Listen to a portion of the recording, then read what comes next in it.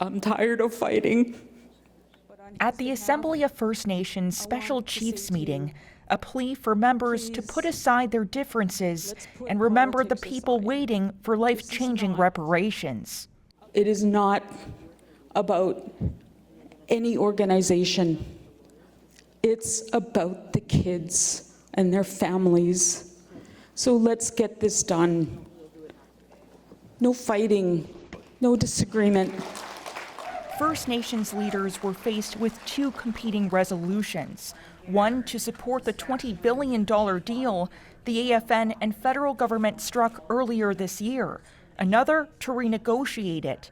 Chiefs asked Murray Sinclair, the former chair of the Truth and Reconciliation Commission, to help find a compromise. There's always going to be differences, I think. The $20 billion is meant to compensate First Nations people discriminated against by Canada's underfunding of the on-reserve child welfare system. But it doesn't guarantee the same level of compensation to everyone.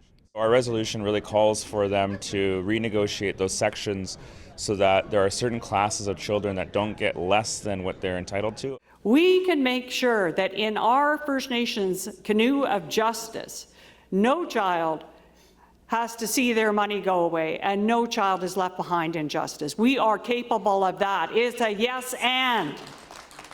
There are still concerns. Time is running out to finalize an agreement. Should the Liberal government be toppled, it won't be offered at the PC government level.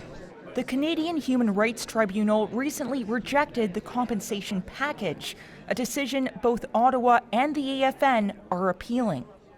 By late this evening, the two sides created and passed one resolution. They support the $20 billion deal, but also want the federal government to compensate those it leaves out, as initially called for by the Human Rights Tribunal. Now it's up to the federal government to decide if it will comply. Olivia Stefanovic, CBC News, Ottawa.